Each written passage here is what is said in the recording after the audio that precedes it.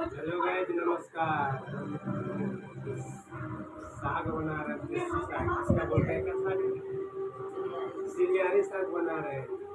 और ये कुंदरी में से मिक्स कर रहे हैं और इसको बनाएंगे बढ़िया से।